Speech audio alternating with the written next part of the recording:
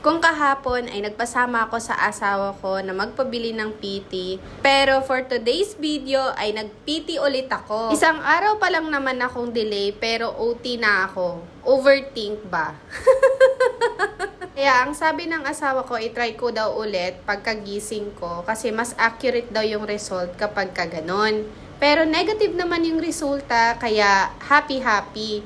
At matutuloy na rin yung operasyon ko ng walang iniisip na aberya. Alis pala yung asawa ko ngayon at nagpa-tune up siya. Kaya ako naiwan doon sa niluluto niya. Lalagyan na lang daw yun ng gulay. Chicken curry nga pala yung niluto niya. Pero wala daw kasing gulay. Kaya ako na lang yung mamalengke at itutuloy ko yung pagluluto niya na hindi nalagyan ng gulay. Medyo madali na lang din naman to dahil hindi na ako uulit or maggagawa pa talaga from scratch. So naghiwa na ako dyan ng patatas at carrots. Tapos habang nasa palengke ako kanina, bumili na rin pala ako ng kalamansi dahil wala na kaming kalamansi dito sa bahay.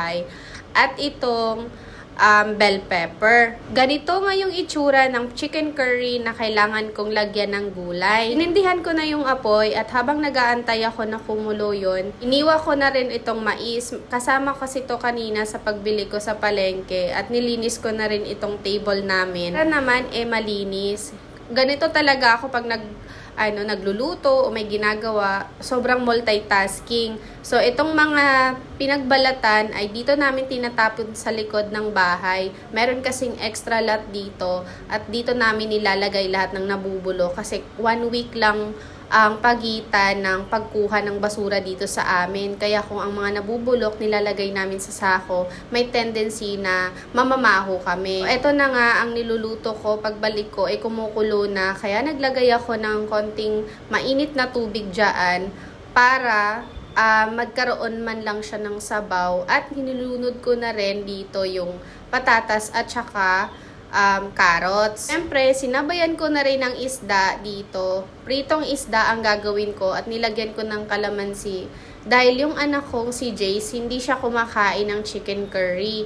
Ang kinakain lang niya madalas ay chicken na fried chicken o kaya tinola at saka fish. Madalas siyang kumain ng prutas pero hindi siya gaanong kumakain ng gulay. Kaya ang ginagawa ko ay hinahaluan ko yung juice niya ng smoothie, banana o kaya smoothie na carrots, tapos merong minsan kalabasa. Sinalang ko na rin pala sa apoy itong isda. So 3 piraso lang ang binili ko dahil para lang naman to kay Jace. At habang nagluluto ako, nagmumultitask din ako sa paghuhugas at paglilimpit dito sa kusina. Pre, sinisilip-silip ko din kung nasusunog na ba yung niluluto ko.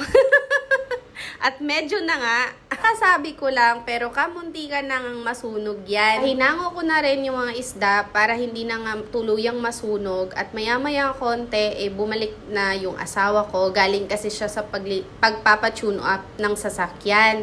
Tapos, natapos na rin ako sa paghugas ko ng plato.